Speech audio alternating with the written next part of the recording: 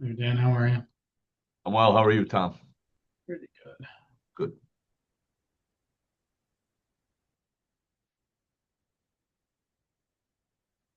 Hey, Cheryl.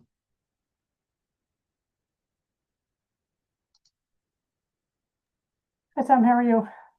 Pretty good.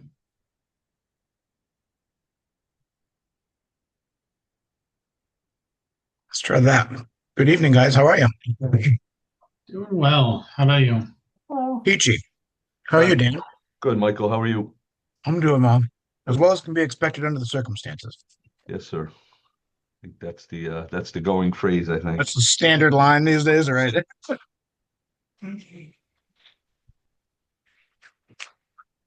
I like the mess behind me, at least to a degree. Can't tell. Yep. Tom, I have the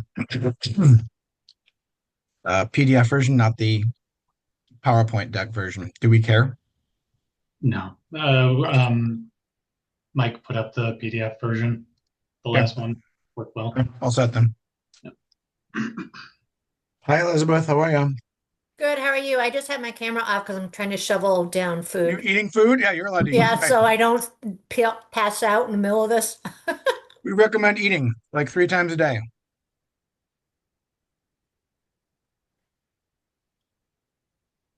And rather than face the temptation of the remainder of this 100 grand sitting here for the rest of the next hour and me not being able to eat it, I'm going to do it right now. Because Just give in. it's going to take a couple minutes to eat. And it's weird because when I'm in a meeting, I can eat in front of people, but on Zoom, I just feel like it's so distracting. I'm and I don't know, embarrassing. I don't know. I always have that line in my head where it's did you bring enough to share with everyone? And if not, you shouldn't be bringing it. I always have that going That's on a in the good back one of my head. too. Okay.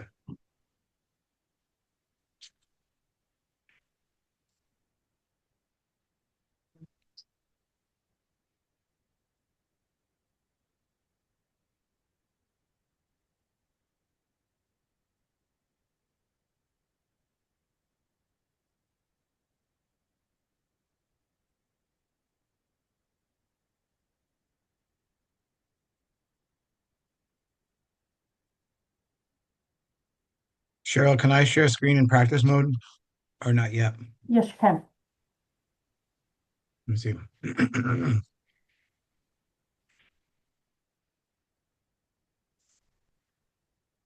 You don't want this window. You guys can see it, right? Yes. Great. All right, I'm taking it down. Yes. Yeah, I think you can, you see those little arrows up there next to the, No, Like hold you. on. I gotta move the control bar. And I gotta move you too. What control arrows where? next to the edit with it, Acrobat? One more, yeah, one more over. I gotta move the control left. bar over there. We go. This one, no, that would Yeah. make the full screen size. Yeah, Yep, okay, thanks. yep, there you go. Okay, I'm stopping share.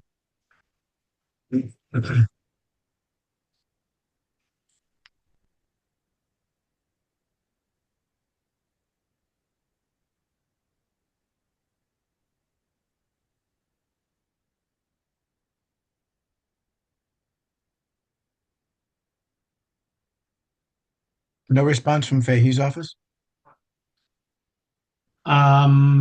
Their staff person could not make it tonight. They send their regrets. It's too bad.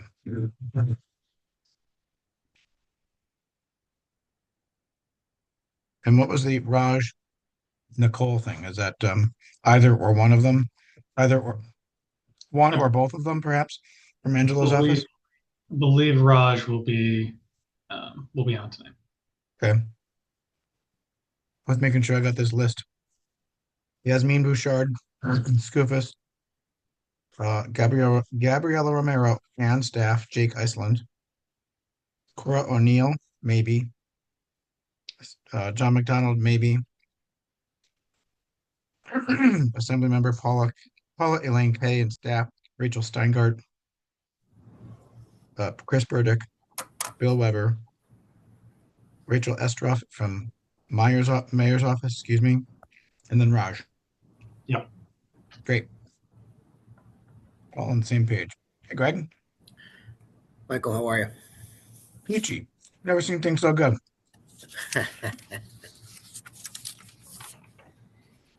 I'm glad you have a sense of humor too.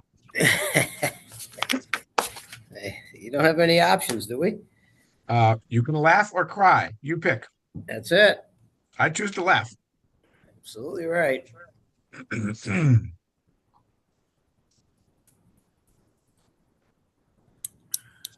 And Michael, I could just like shoot you a text or put something in the chat to you Yeah. if a member joins Yep. in, like in the middle of the presentation to acknowledge them. Please do. I'll have my phone Okay. here.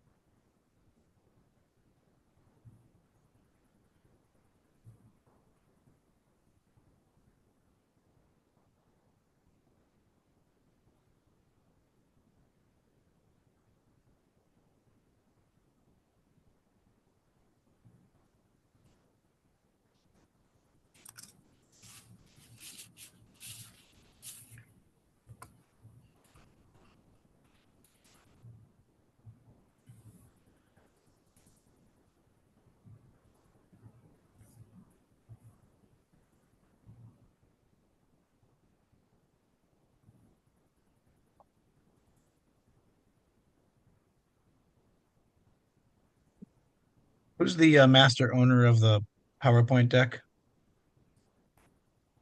Just for an edit, not for today. I mean, Evan or me. Okay. On slide 3, there's duplicate language in the final budget. Final bullet, excuse me. During this time, the cost of providing services, and supports increased by more than 56%. I've read this deck 4 times and I just found that. Which slide? Sorry. Slide 3, System funding. final bullet, last bullet. Don't change it for tonight. Doesn't matter. Like, just we got 2 more of these to go. So. Yep, got it. Thank you. Mhm.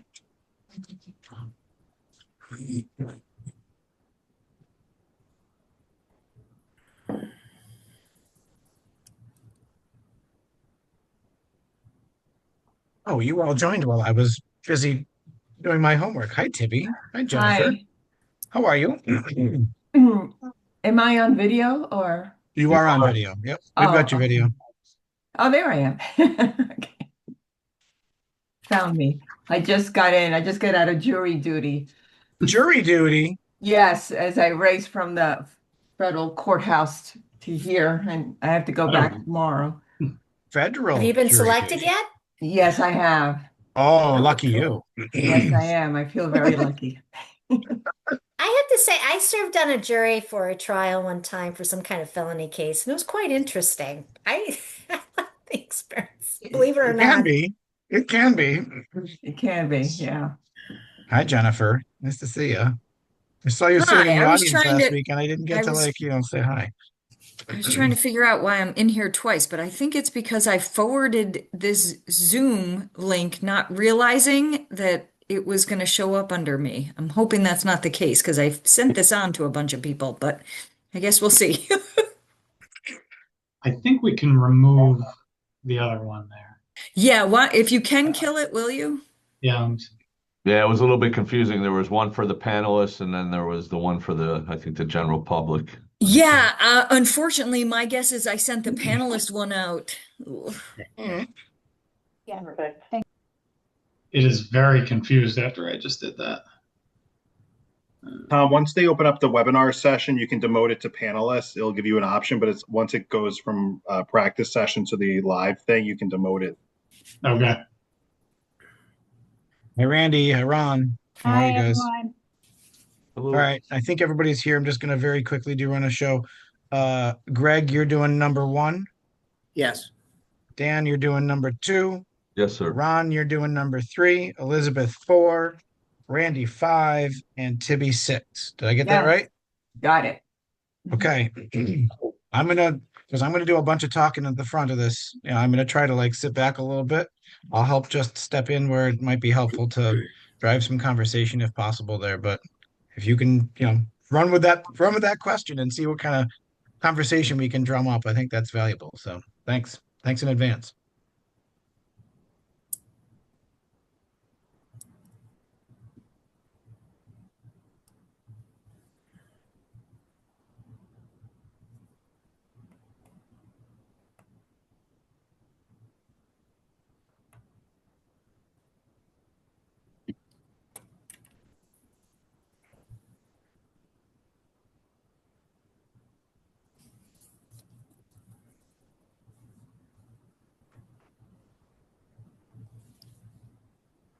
Jennifer, you're in there 3 times now.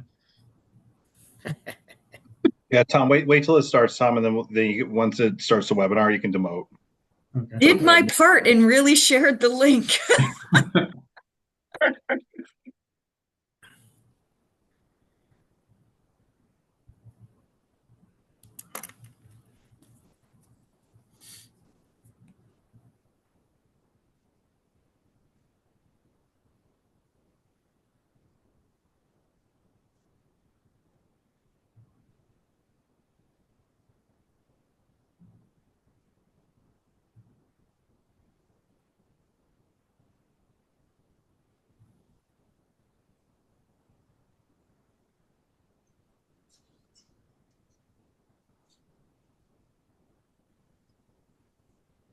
Hey, Assembly member, thanks for joining. Hello, how you doing? Good evening. Hi. How's everybody tonight? Fantastic. And you? Good, thank you.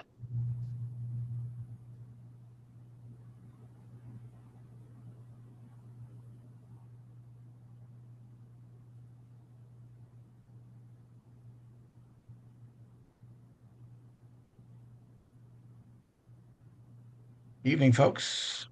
Rachel, welcome. Good evening. Hi, Jake. Welcome.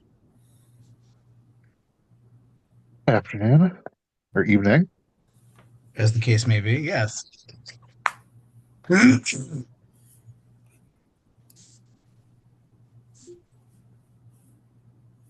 Jake, do you know if the assembly member is joining you? Unfortunately, she couldn't make it tonight. Okay. You're on duty then, huh? Yes, sir. There, done that. I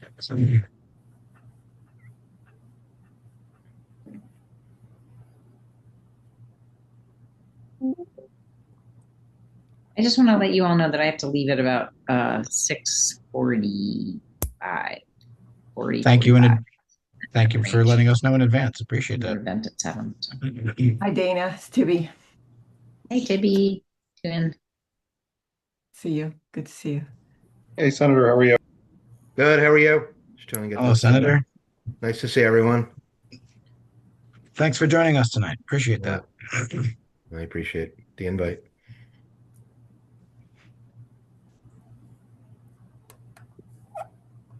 Like once you hit go, you should be good, and then we can let the other folks that came in as Jennifer Saunders into the panel or the other side of it. I'll let this go like one more minute.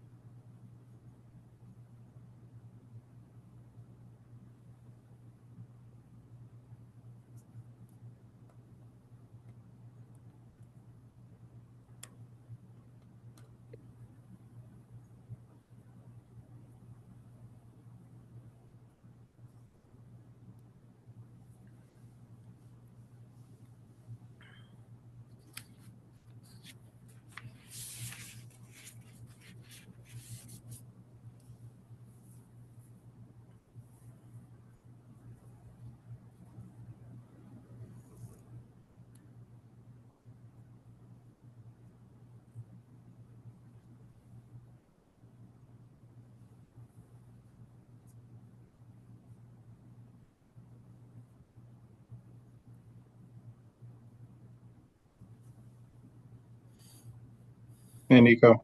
Hello, hello. My microphone is not working, but I am here. Or not my microphone, my camera, obviously. Hi, Senator. How are you?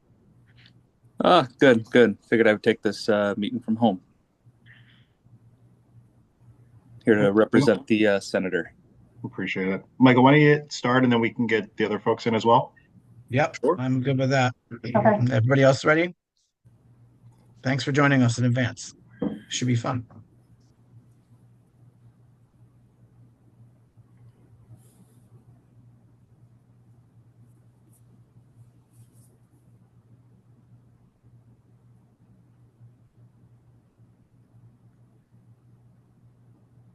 Good evening, folks. We'll give everybody a couple seconds here to join and make sure they're connected to audio.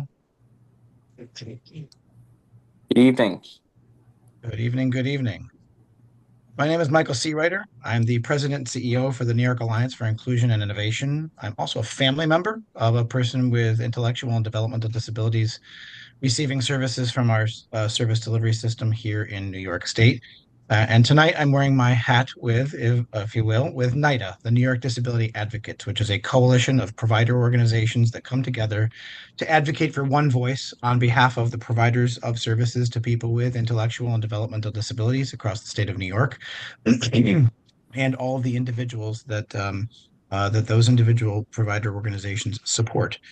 We're here to discuss the priorities that we are trying to advance in advance of the upcoming budget making season here in New York State, which will kick off with the governor's budget proposal coming out in January, and to also discuss some of the budget environment, the upcoming budget environment that we're navigating as we try to position those budget requests well going into that budget making season.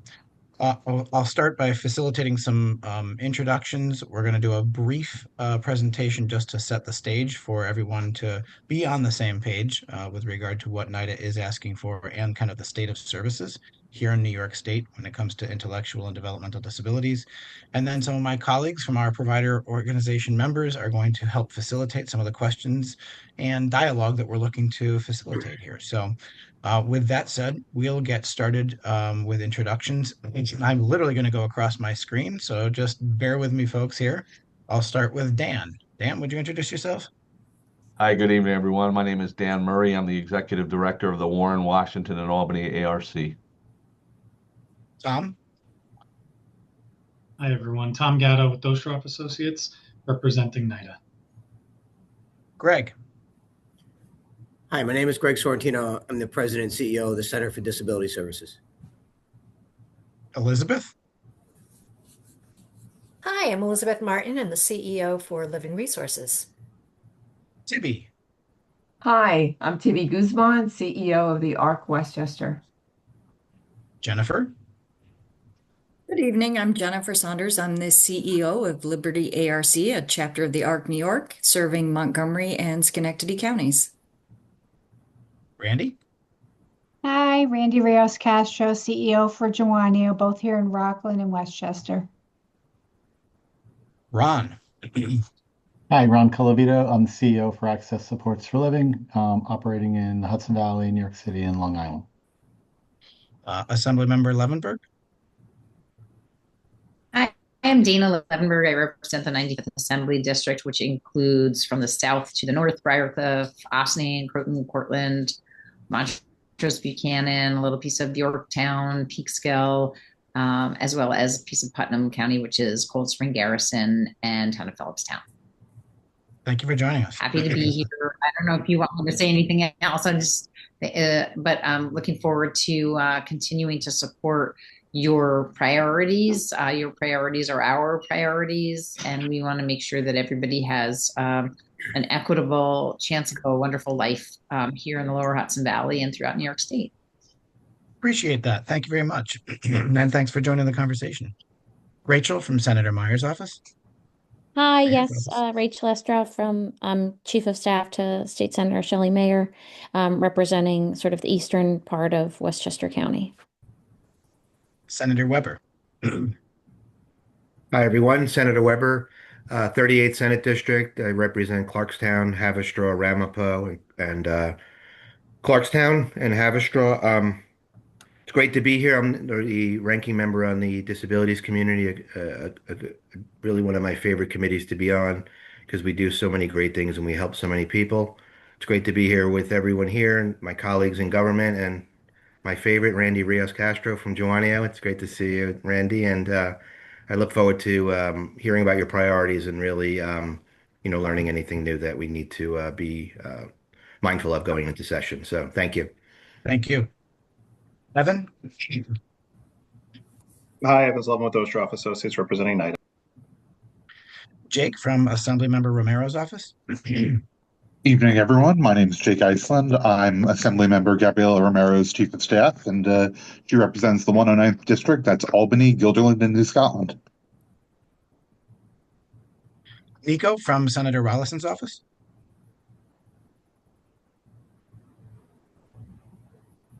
Nico, if you're speaking, you're on mute. There we are. Sorry, guys. So I am Nico. I am Deputy District Director from Senator Rollison's office. I am here to represent the Senator, take down any concerns and budget requests that you guys are having to bring to the Senator's attention.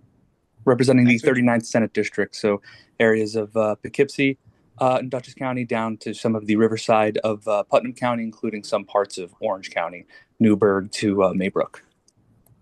Thanks for joining us as well. Assemblymember Kay.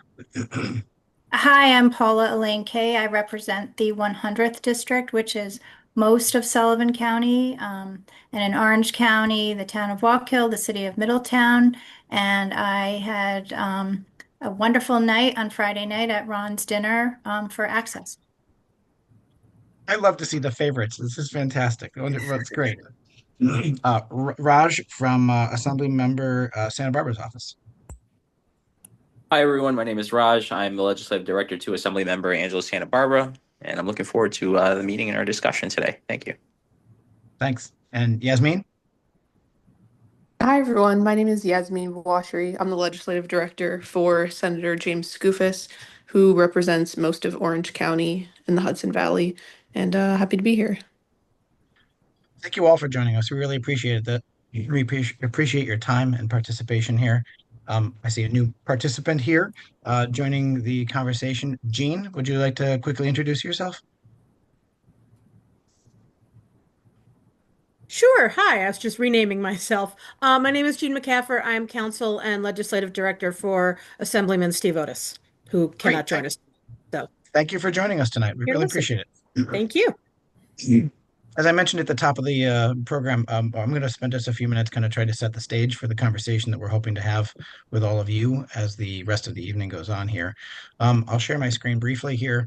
These are some slides that we've put together that try to outline what we are asking for here in the ask, if you will, for New York disability advocates. And what we're looking to do as we go into next year's budget session. As you go to the first slide here, you can see that the service delivery system is pretty extensive here in New York. And when we talk about it, we talk about the fact that there are both state-operated OPWDD services and services for people with intellectual and developmental disabilities. That's where I'm going to say IDD, if you will. And then there is an entire network of nonprofit organizations throughout the state of New York that provide services on behalf of the state of New York. Very much the same, almost like a mirror, if you will, of the two different systems with almost 500 of those providers with, if memory serves, roughly about 6,500 locations throughout the state, whether those are residences or clinics or day programs or others. And you can see how there's a wide variety of the services that are provided by those organizations, whether that's residential supports, which my brother receives, or self-directed supports, or day or employment or respite, any number of those services that help people with disabilities live the lives that they want to live. And when you see the differentiations between the state-operated system and the non-for-profit operated system, you're seeing roughly about 85% of New Yorkers with intellectual and developmental disabilities receiving services from those nonprofit organizations who are able to therefore employ an entire population of just about 100,000 direct support professionals or DSPs throughout our state. When we talk about system funding over the past many years, on the chart on the right, you can kind of see some of how what our experience has been, if you will. And that system that we talk about on a regular basis is primarily funded through the Medicaid program here in the state of New York. That is part of the fee-for-service Medicaid delivery service system rather than being part of managed care. And when you look at OPWDD services, which was what we're primarily talking about here, those are all funded outside of what's called the global cap. When you think about state budgeting processes, when the budget is negotiated, these are services that are outside that global cap number. And when you think about how providers are reimbursed for providing these services, there are the rates or fees, and the rates sector, if you will. You have what's called a cost-based rate methodology, which essentially reimburses for providers based on the costs that they have already incurred over a period of several years. Unfortunately, we've seen quite frankly, a long history of concepts like budget neutrality that have artificially suppressed those rates. So back in 2006 and 2007, back when I was actually working inside state government on some of these issues, began what was a cost of living adjustment. Now it is known, and we refer to it as a targeted inflationary increase. This is essentially a mechanism by which to recognize the fact that it costs additional money to be able to continue to provide the same services year over year because we operate engage essentially in a capitalistic society where we see things like inflation take place on a year-to-year basis. And so we recognize that through things like cost of living adjustments. And you'll see that while there were 3 consecutive COLAs in the initial first years there, we took a long, long hiatus where we went without any increases over a dozen years there, where there were essentially no increases provided, which created a real significant situation of stagnation for these organizations. And the consequences of thinking about, or the consequences of those of that stagnation, is that that promise was never really fulfilled. And what we saw was resulting from that was a long freeze in the funding that created a workforce crisis that we are still, in the many ways, really trying to crawl our way out of right now. Those provider rates indeed stagnated, and when the lack of investment here and the cuts have led to the stagnation of direct support professional wages as well, and the compensation available to direct support professionals. We've seen vacancies and turnover increase dramatically, as this chart on the right shows, especially during the COVID pandemic. We do seem to be leveling off. Unfortunately, that seems to be a new level from what it was before. And the lack of investment over a long period of time really left this sector very ill equipped to be able to handle the challenges of what came at us through the COVID pandemic. And as a result, we see real significant challenges in terms of access to services, whether those are indeed empty beds or reduced hours, delayed admissions, or interruptions to individual families, mine included. The impact on the workforce, I think, is clearly the most profound in terms of the impact from that lack of funding over a period of time. In 2023, we worked with the Miami University of Ohio to conduct a first of our kind study of direct support professionals. 4,500 direct support professionals were surveyed as a result of this study.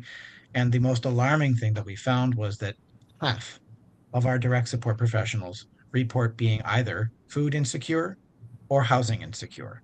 That is a remarkable revelation, if you will, or a finer tip, if you will, on a point of things that we've already known, that direct support professionals are really, really significantly challenged to be able to make their own ends meet.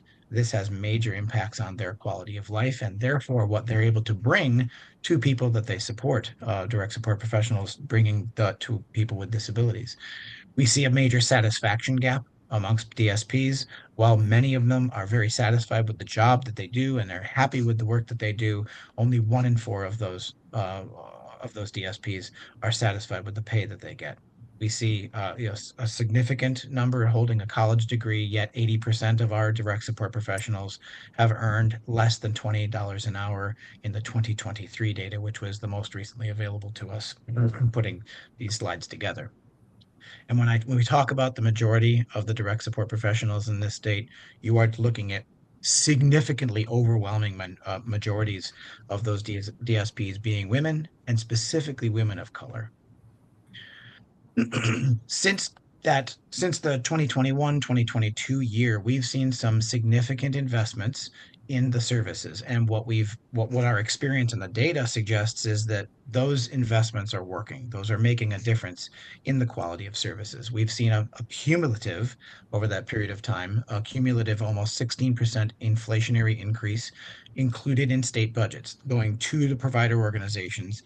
We've seen that result in a dramatic drop in direct support professional vacancies of almost 50%, an annual DSP turnover drop of more than 6%, and DSP starting wages have increased in that period of time by almost 30%. And just since January, as a result of some of those rebasing activities I was mentioning before, of the part of the cost-based methodology, we've seen vacancies decrease by almost 16% and starting and average wages increase by 7.5%. The story here is that we're making some real progress, and we can't lose the momentum as we continue to try to dig our way out of that challenge I was mentioning before. People are very curious about the impact of what has taken place at the federal level on the state. And when we think about what has taken place here, I think in many ways it's an opportunity for us to take a moment and celebrate the fact that we have not had any direct hits, so to speak, on services and supports for individuals with intellectual and developmental disabilities. We see major changes to the Medicaid program, whether that's Medicaid eligibility changes, the managed care organization taxes, provider taxes, and the ACA subsidies. None of those directly impact essentially individuals with intellectual and developmental disabilities, but we're really concerned about what that impact looks like on staff, many of whom are on Medicaid and rely on Medicaid themselves.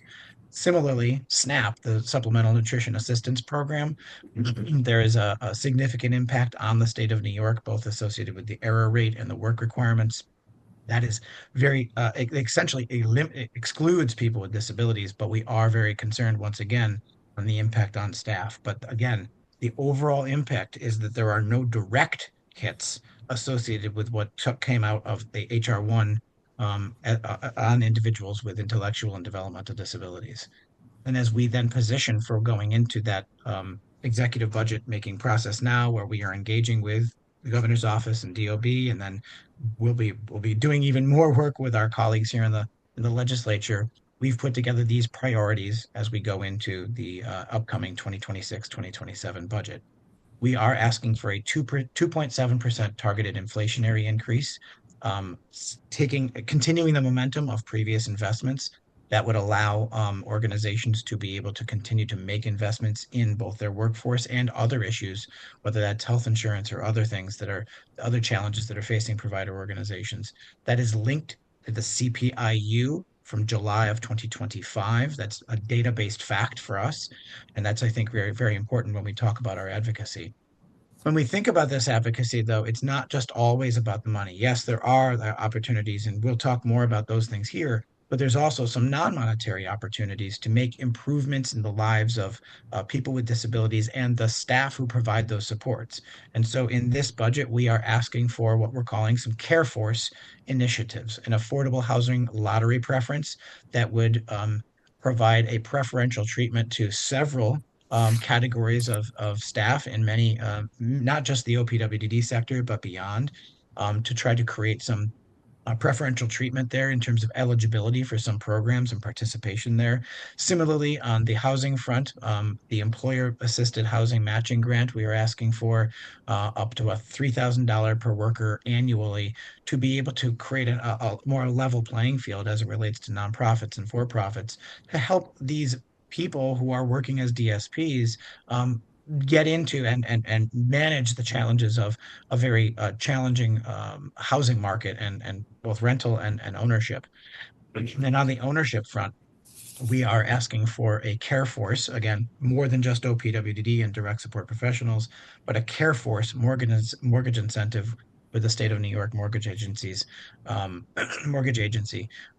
trying to help them invest in building equity in terms of owning housing themselves through some preferential treatment opportunities for all of those CareForce jobs, if you will.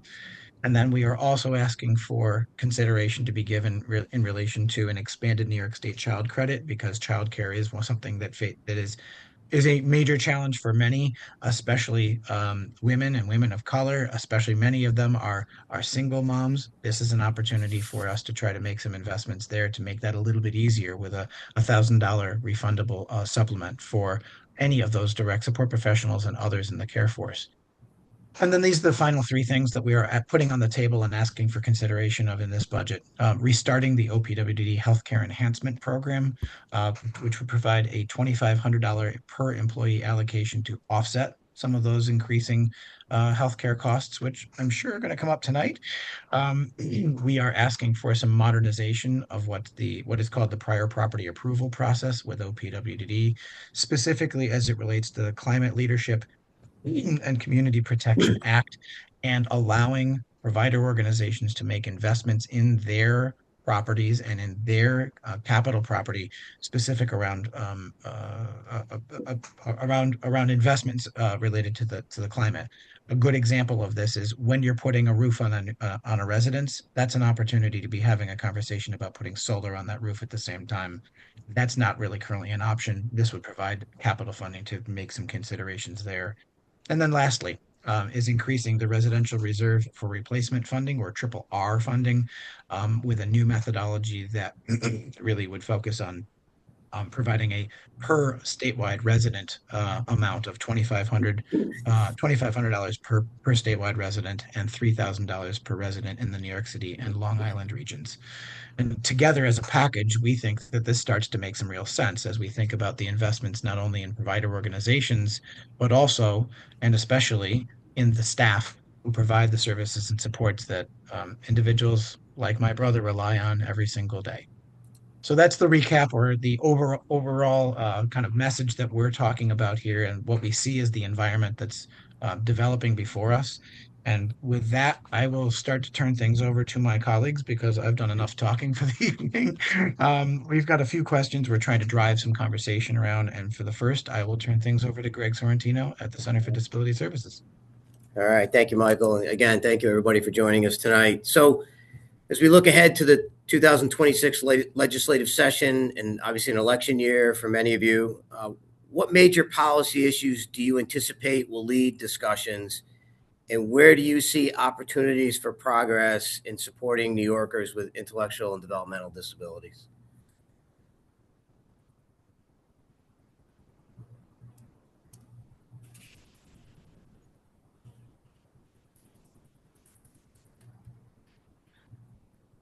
This is kind of an open format piece, so anybody can kind of jump in and drive some conversation. I'll start if that's okay. Childcare, and it's certainly a statewide issue that I think is exemplified up in the upstate, not including New York City, areas of New York. We need more. We need more subsidies. We certainly, I agree, for our direct support personnel, our DSPs, we have to make this fair. We have to make it make sense for them to be working and supporting other people and doing the really tough jobs they do. And right now, I don't think the balance is working. So for me, that is a top priority. I'll just jump in real quick. So I had about a month or so ago, I had OPWDD Commissioner Willow Bear down in my district in Rockland. We had a number of organizations there. I know Joania, Randy was there as well.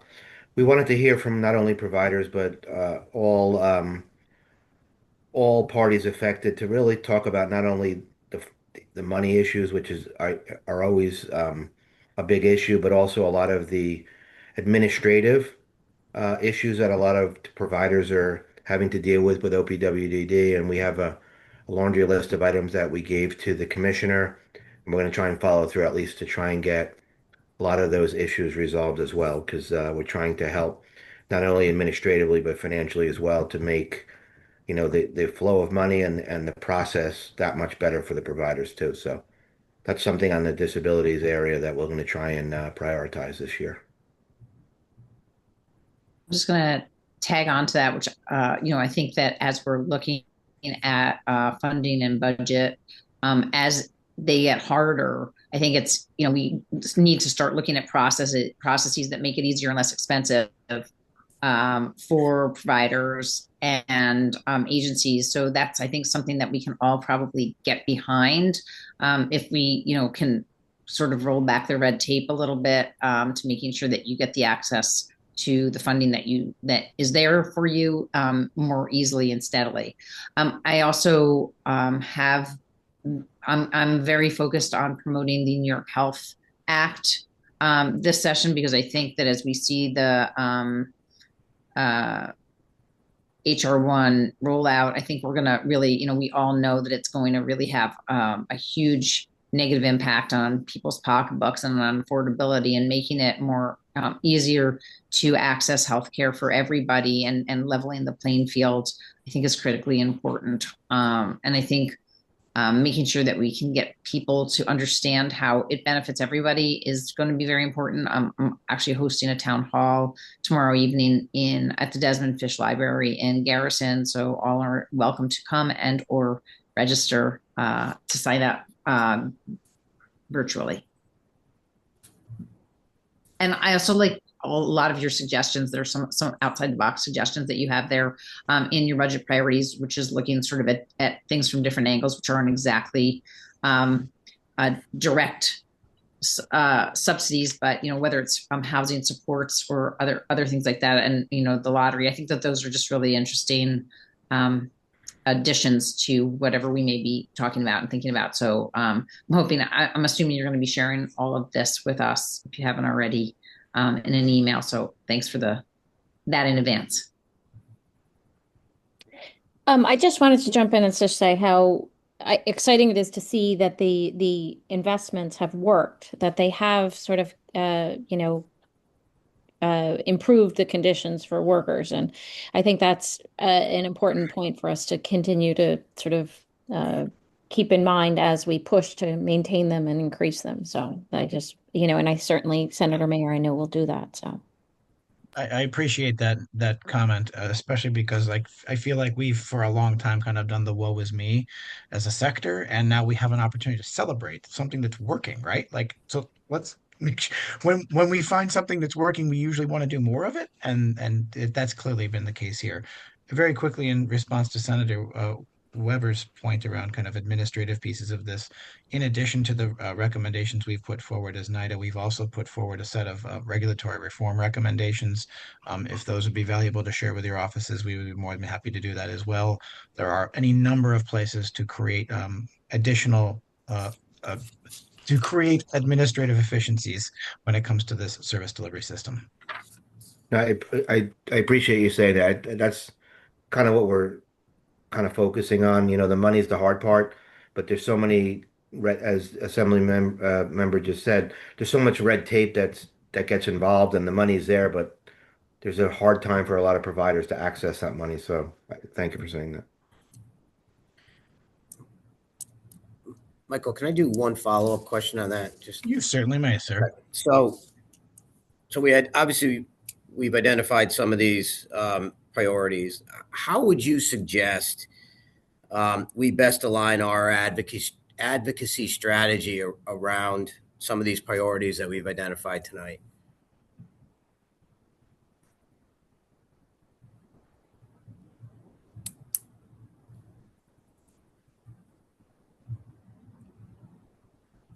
I think that's always a tough one. I mean, everybody has, you guys know the drill. I think to a certain extent, I think,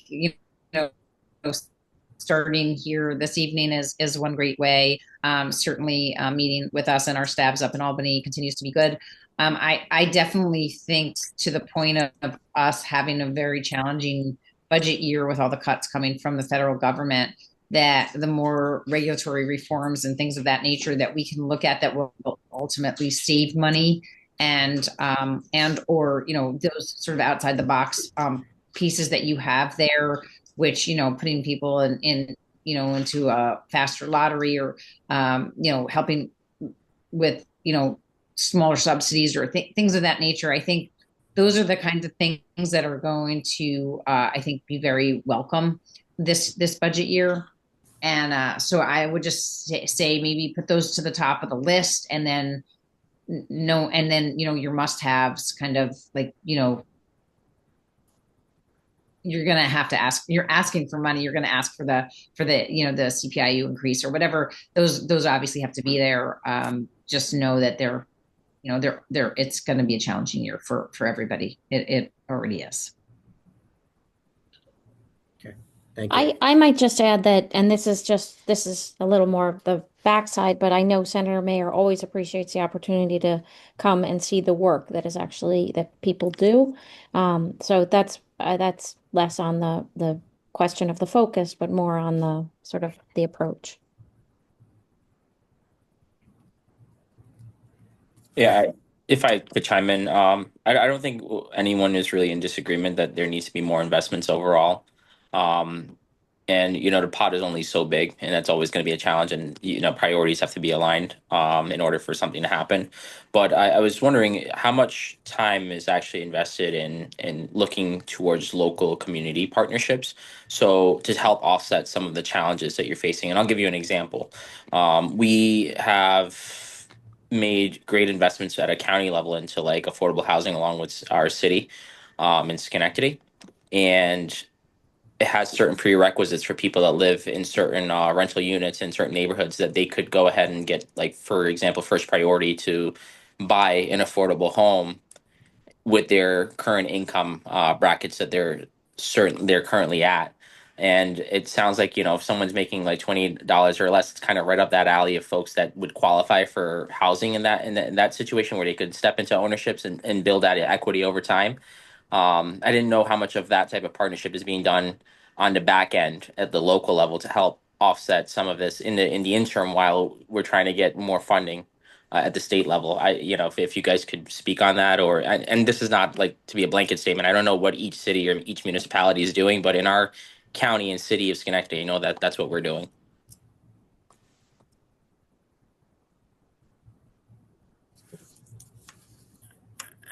I can speak for I would our agency. certainly also say that, supporting some of the other types of legislation like affordable housing, that, maybe, help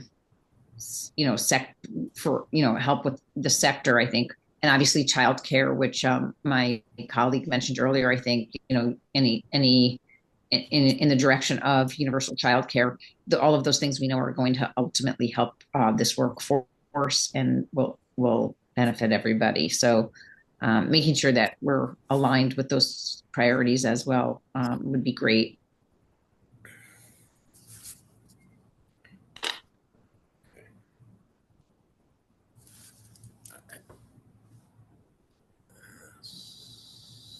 Someone has their hand up there. Oh, Michael, I'll just jump in Ron, while go you're ahead. navigating. So just Yeah, on go the ahead. housing piece that was brought up. The one thing I would mention with OPWDD funding is they have supported some units, supported like bringing units to life, but at a very small scale.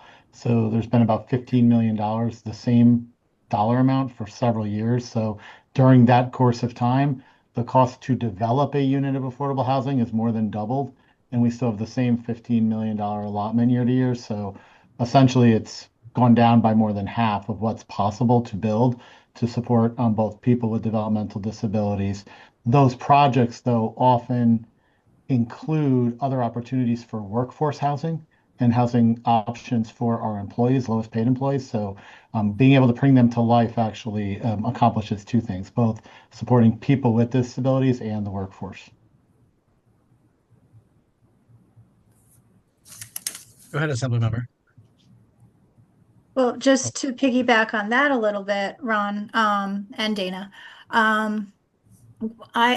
I convened a workforce housing summit for Sullivan County several months ago, and the idea was kind of a matchmaker, because we know that in Sullivan County, our largest employers are not-for-profits and people helping people, and we know that there is such a problem to retain employees because the housing market is just terrible and overpriced.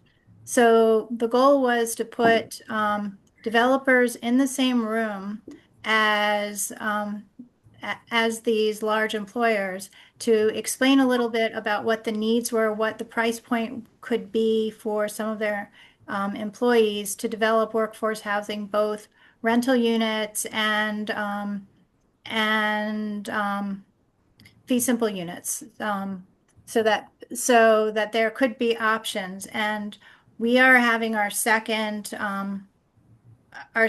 workforce housing meeting in January. We've made some strides that I can't talk about quite yet, but the ability to put people together and really hash out where some of the problems were, which all of you know that especially DSPs, if they work overtime, then they may lose their eligibility for some subsidies, and the ratio doesn't quite work.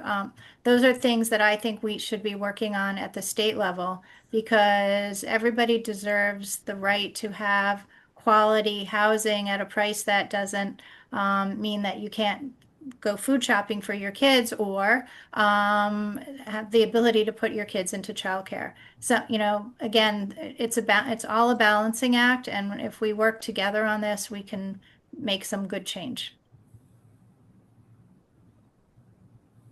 Okay.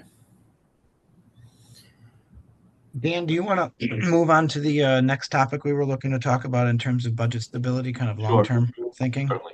Thank you, Michael. Good evening, Thanks. everyone. I know I speak for all my colleagues. We really appreciate you guys getting together tonight with us and talking about these things that are really important to us, and I know they're important to you. Our state budget director, Blake Washington, recently said that we're in a good spot financially and also on good fiscal footing. Since the federal Medicaid cuts did not directly impact the IDD services, what steps can we take to ensure that New York doesn't look to the IDD sector to backfill other parts of the state Medicaid budget when those cuts come through? We're just looking for ideas of how we can preserve and protect the investments that New York has made in the past several years that we talked about. Michael touched on them in our slideshow. We've really seen some great progress, but there's also great concern that some of that might backslide if they start looking to target some of the funding that they've given us already. So we're just interested in hearing your thoughts on that. What can we do to protect that, to preserve that? I'm going to have to hop off in a minute, but I'm going to have to say this is above my pay grade. I don't know how to answer that question. Maybe some of my other colleagues do, but I'm not 100% sure what to say, for looking for rating different parts of the budget to backfill. I don't, it's a horrible thing. I think we'll do whatever we can to protect all of our sectors, that doesn't happen. We know certainly that it has happened, and was just talking about that. I can't remember in what context earlier today, which it happened in 2008-9. And, I know that there's certainly precedent for it. Obviously it's not a good thing. We know money is fungible, but we don't want it to be. We need to protect, again, we need to protect those of our most vulnerable. And there's so many different pieces of the budget where we do that. So I think we'll just do everything we can to make sure that we fight for you guys and all the rest of the folks who are going to be negatively impacted if we start seeing money shift around like that. Yeah. Well, with that, I just want to say thank you for all that you do every single day for a very vulnerable population, and truly appreciate you. So sorry I couldn't stay for the whole panel discussion, but thank you for joining us for what you could. Thank you. Dan, I would just jump in. What I would say is thank you, Assemblyman Levenberg. That was, insightful. But I would say, check out, let's wait and see what the executive budget comes out with, obviously in what, a month or whatever. It's a little more than a month. And then I would say just continue to come to Albany and really advocate, bring everyone up to Albany, continue to advocate for, at least no less than where we are currently in terms of all the strides we've made. And I think everyone on this Zoom call in the legislature will have your backs on that. Some of the decisions, as we know, get made above and beyond our pay grade, I think, as Assemblyman Levenberg said. But I think we all advocate for the same thing. But if we continue to advocacy, I think hopefully we'll be in a good place. And but we have unknowns. We don't know, what the federal impact's going to be fully yet. We don't know, fully what financial condition we'll be in a couple of months, and we don't know what the executive budget's going to look like yet. Yeah, good point, Senator. We appreciate that. And I think that's, the unknown. I think that's part of the concern for all of us, is because we just don't know what's going to come down the pipe and what are we going to see. So, but appreciate your comments and your support. Does anyone else have any thoughts regarding that? Again, just to recap, it's just we finally, after years and years of no investment, we got some significant investment. We've seen those investments make a really, really big difference for all of us in providing services, hiring staff, all the things that matter, and we just don't want to backslide there. So that's the point to that. So anything that we can do to keep that from happening, that's what we want to do. And if you guys have any suggestions, I appreciate the senator's suggestions. It's always good to advocate, and we'll continue to do that. So thank you. Can we move on to the next topic of conversation where we were looking to get a little bit further into some of the inflationary stuff? I'm going to turn it to Ron, I think it was, on that question.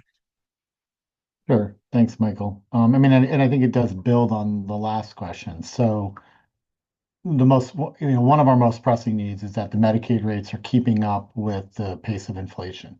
That hasn't happened. So we've had recent investments, but we've still fallen short. So Michael in his opening slides had, showed, I think it's over a 30% shortfall over a 20-year span. But even in the more recent years with investments, they actually have still been short of what our numbers are. So what steps can we take together? And I think we all understand the rallying and the, going to Albany and being present, but what other things can we do together to ensure that what the legislator puts in its one house budgets, which have been consistently matching what we are asking for, actually get approved in the final, in the final budget?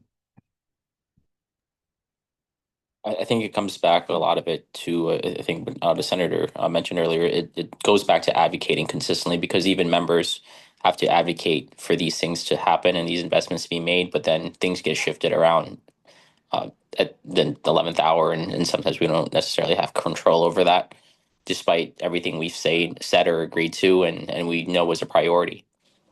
But I that's my understanding of it. But the advocacy is a key important even in that area.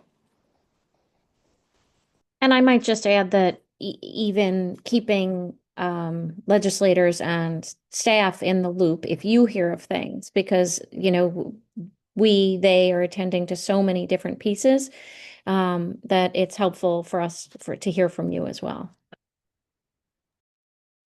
Right. And when we're doing this advocacy, we want to remind them how important all of these issues are, but we also don't want to anger somebody who has 10,000 things going on. So it's very important that we are able to advocate strategically. So just that rumor that you might have heard could turn out to have been critical gossip to get a good word in where it's needed.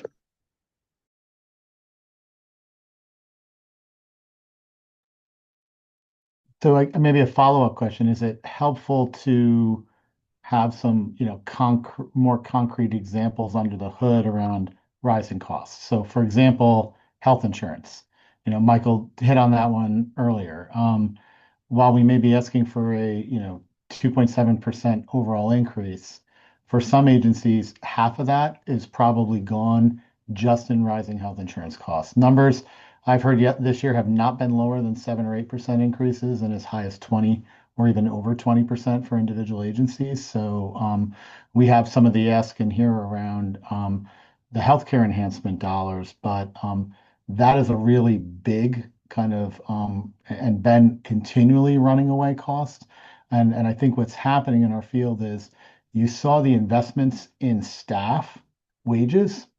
The likelihood is that there's de-investments in health insurance in the system, that to make the wages work to be attractive, plans are getting cut, out-of-pocket costs are going up for individuals, and they're going up for the individuals who already, as Michael pointed out, half of them have housing insecurity concerns and food security concerns. So when you don't when you have to pick and you're a parent, you're likely foregoing health costs to ensure there's a roof over your family's head and there's food on the table. So that is one of the kind of core cost elements that I would think all of our providers here are experiencing year over year as a really big part of why we need the targeted inflationary increase and for it to match rising costs.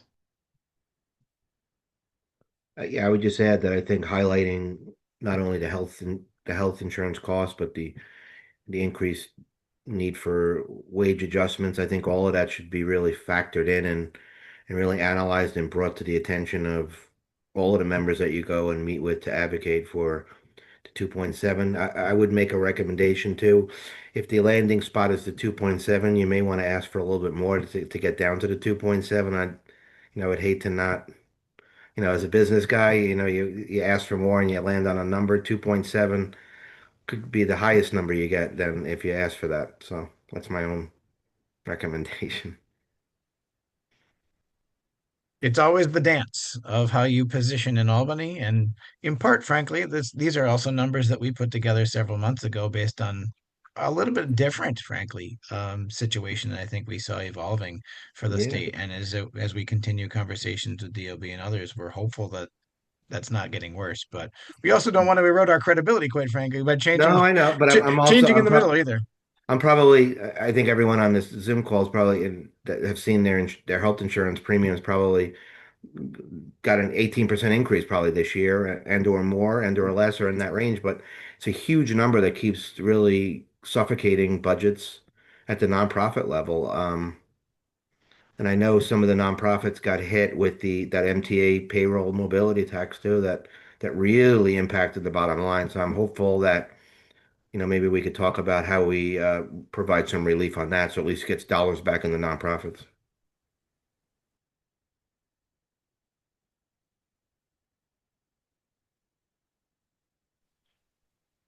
Any more discussion on this topic, but before we shift gears a little bit, maybe a little I bit just more want into to the say, you know, the commercial insurance costs have skyrocketed as well. And now with unemployment insurance, you know, we're self-insured, so those costs have like more than doubled.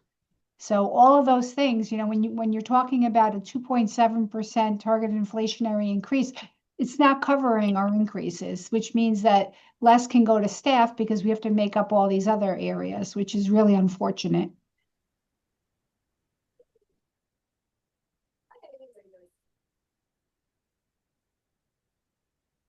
Perhaps we can use that as a pivot point over to the questions a little bit more focused on workforce that I think Elizabeth was going to try and take a crack at.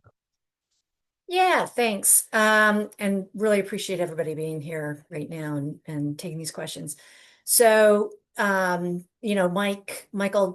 presented those successes of the investments. We've had some really, meaningful wage increases in the starting wage, turnovers down, things like that. But I'm going to tell you that they were so low to begin with that with that bump of nearly 30% in the starting wage, average wage, it's still not livable.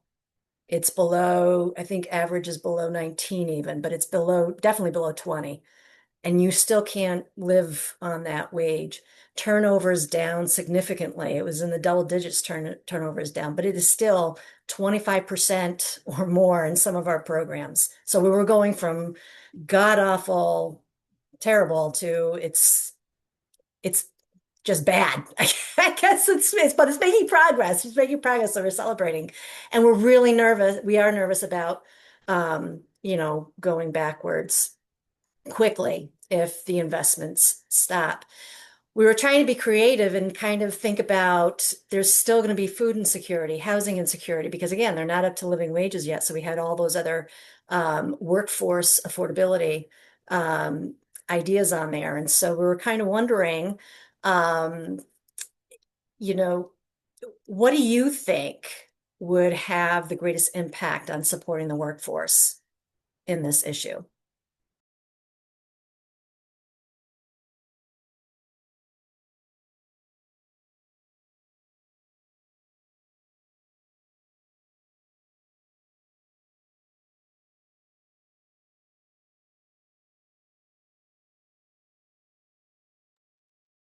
I guess I'll take a stab at it. I guess in terms of, the need for increased wages, again, I think it's just going to come down to, continually showing and highlighting the fact that I think, as Randy said, people aren't the increases they're getting still doesn't even bring them close to a livable wage for sure in Rockland County. I can only imagine it's similar throughout the state, but it's just it's a struggle every day for a lot of these workers that want to work in the industry, but they can make more money down the street at some other, non-labor intensive jobs. So it's always that balance and that struggle about really advocating and um, eh, really highlighting the fact that the amounts are really needed to be increased to get those employees to stay on it in those jobs.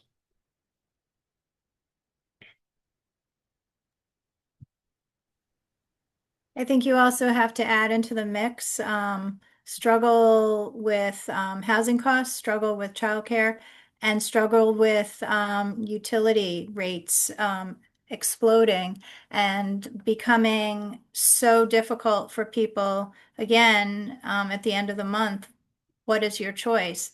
And for the DSPs, who are, already have issues with we were talking about with perhaps food insecurity and housing costs when their electric rate doubles or triples, now what? So that's something that is very important that we need to get some control over as well.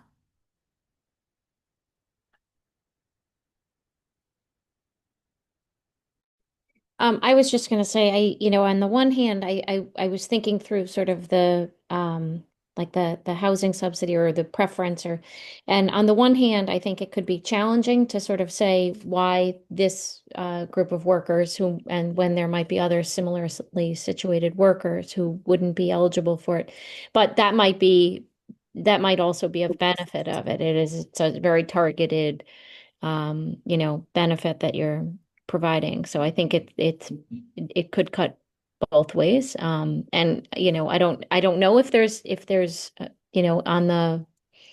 on the liability side, I don't know if it's beneficial to try to work with other other employers or workers who might have similar situated workers, or if that creates too much, increases the cost too much. Yep. You put your finger on it. That's right. And I've seen that a lot of successful organizations. I was fortunate enough to go take a tour of Living Resources with the assembly member. A lot of people who go through those organizations end up supporting those organizations themselves. So by making sure that those organizations have the money to pay their workers, they're also supporting the people that we're trying to support in the first place. It's all interconnected, and every part is important for every other part. And I guess as an example and a follow-up, I rarely see organizations come through in meetings where they're saying, if they're not in the niche of disability or the niche of like solar or some other niche, whatever it is, actually step out of their area and say, you know what, this bill doesn't speak directly to disability, but it affects the larger ecosystem of things where it can make things more affordable, which will alleviate some of the burdens in the long term on the people we represent. So, for example, I don't see any group coming in and saying, "Hey, we actually advocate and support." Like, I'll give a wild example: the Santa Barbara bill addressing the rate hikes by National Grid year over year. We don't see that on paper, but it benefits everyone, and ultimately it comes back and affects the lives of the working class of individuals that you folks are representing, as many other groups are also representing coming in, but they don't talk about these things. They assume that and take it for granted that it's somebody else is doing it. Does that make sense? As just an example.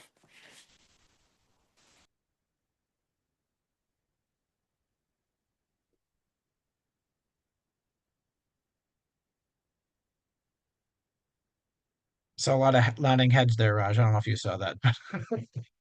Just making sure. Any more discussion in this space before we move to the next question, which is a bit of a follow-up actually on advocacy issues. Randy, over to you on that. Yeah, so again, I just want to thank everybody for being on the call. We know you hear from hundreds, if not thousands, of people throughout the legislative session. I guess we want to know, what strategies do you believe are most effective for ensuring that the needs of the IDD community remain visible and prioritized?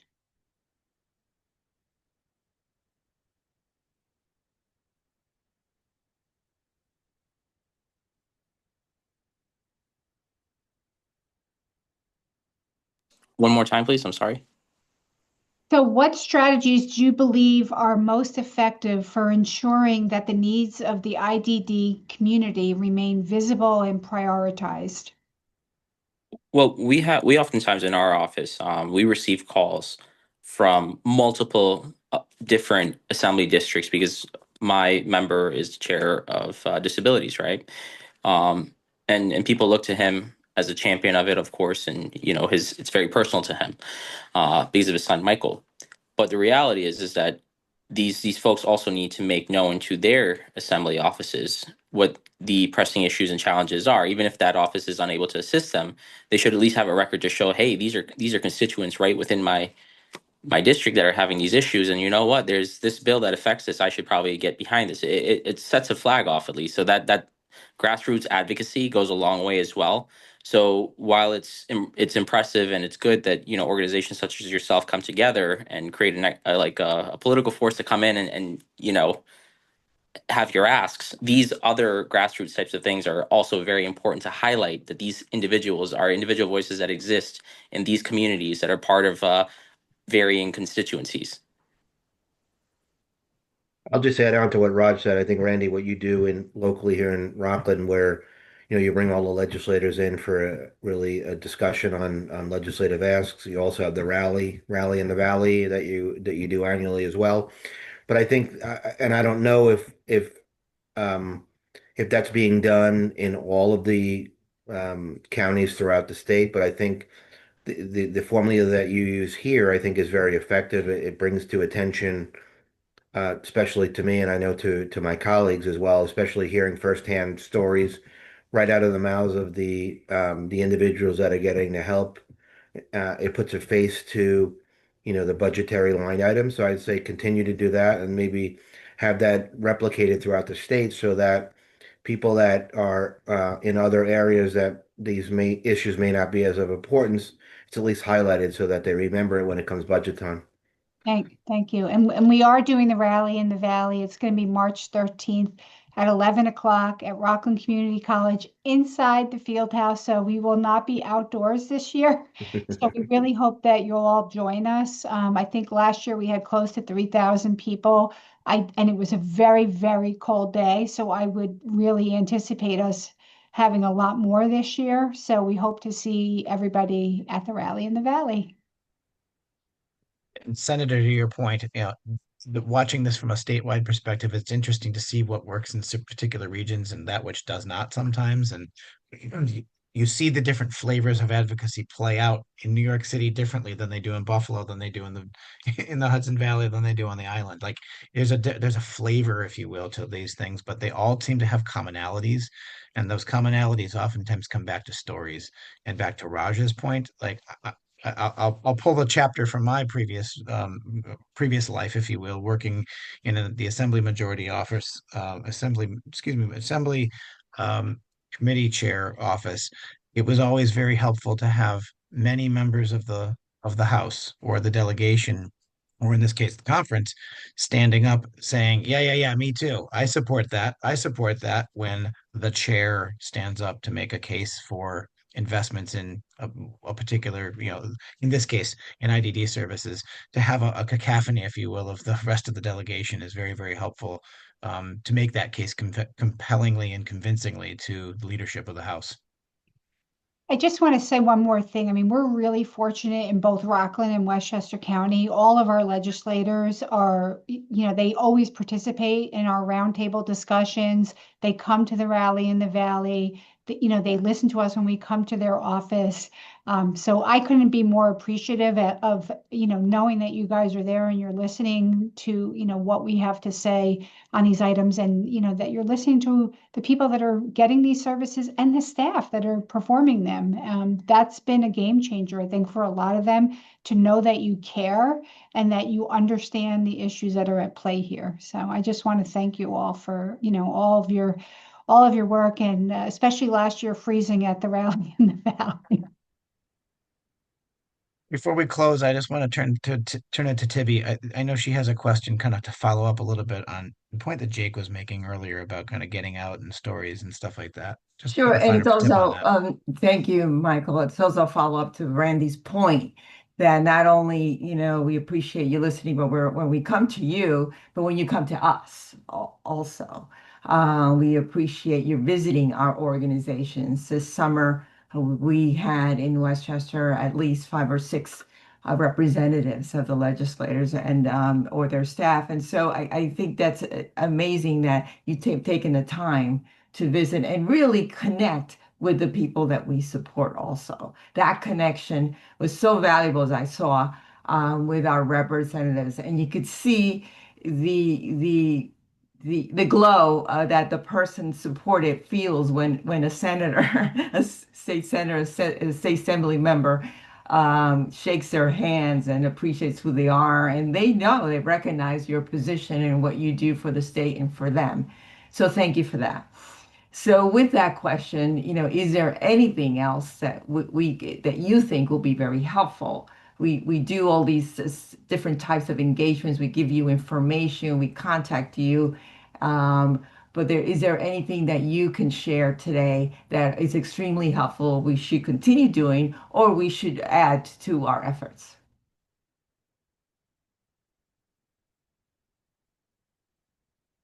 I'll offer a friendly amendment to that, or anything we should stop doing that's not effective is also, we want to know as well, frankly. Good point. This is continuous quality improvement. We're trying to get better at our craft here. So any intelligence you can impart from the receiving end of that advocacy is always valuable to us. The only thing I would ask, I think you're doing a great job in terms of the advocacy. I would say, does your organization or do the individual organizations ever get a chance to meet with the executive branch to kind of talk about the priorities as well? I mean, that may be a naive question by me, but that might be helpful as well if it's not being done, because in the end, that's a very important branch of government that's going to be making very important decisions as well on the funding end. In short, Senator, yes. I mean, that's exactly what we're trying to. We oftentimes make the same kinds of overtures and opportunities available to members of the governor's office or the division of the budget, to get them out to see people, to see programs, to see how this operates, and see what the kind of the what this looks like on the ground, so to speak. So a few people here have participated in some of those that I've organized in the past. But it's equally important. You're absolutely right. And that's how we kind of have to look at the advocacy, is that, there's a three-party process, and each party needs to be equally well informed to be able to be effective advocates on behalf of this population and the people they support. I'd like to say, as a new member, because I'm finishing my first year, when I really tried to get out there this year, and we did a hydration challenge for all the not-for-profits in my district over the summer, and New Hope won the hydration challenge. And what I had offered was, whichever not-for-profit won, my entire staff and I would come out and spend the day at whatever organization it was. So we went out to New Hope, to their farm at the college, and spent the day harvesting with New Hope, and I learned so much about the organization, about everybody there, and we probably spent about 4 or 5 hours out there, and it was probably one of the most meaningful days of being in office to date, and learned a lot, and my staff will never forget it. That's great.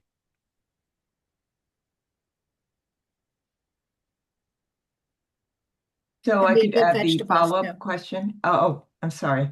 I do have a follow-up question. Is there anything providers can do differently to help inform? Well, I guess it's about the same thing we discussed, the workforce and funding needs. I think we talked about that all evening long, but I just would like to add that I feel very, very strongly that the legislators are really supportive, and there's no doubt about it.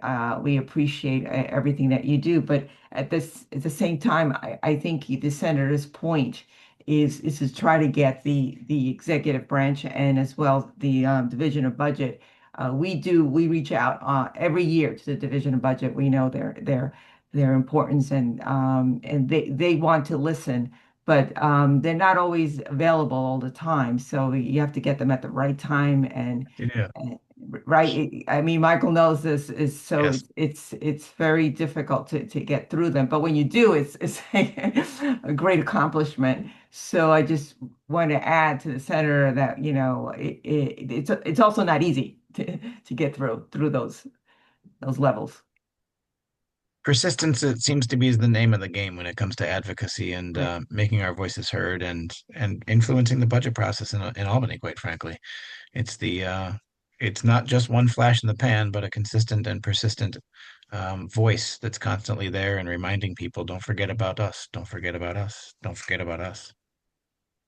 All right, we have gone even later than I expected, quite frankly. Are there any questions that you all, as members of the legislature or a staff to those members of the legislature, have for us before we maybe turn things in? The only thing I would say is that PowerPoint slide or the presentation you did earlier, Yeah. can you email it around to all of our Happily. all of our legislative offices? I think that would be Happily. helpful as well. Thank We you. will get that to you along with the legislative priorities and the list of recommendations that we have around regulatory reform. We can get those to your offices, yeah, very easily, no problem. Any last points before we go?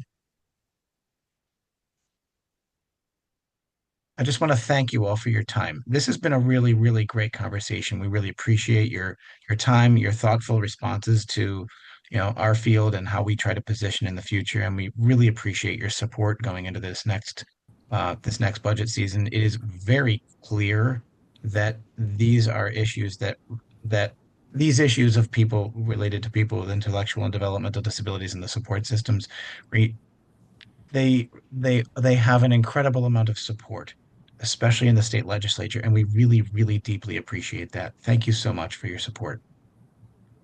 Thank you. Thank you. Have a good evening. Have a good night, folks. Thanks again for joining us. Good night. Thanks, everyone. Take care.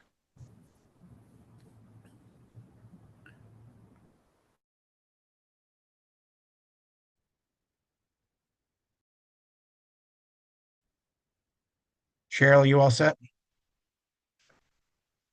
I am. Thank you, Michael. Thank you for your support. Really appreciate it. You're welcome. Have a great night. Have a great night. Bye-bye.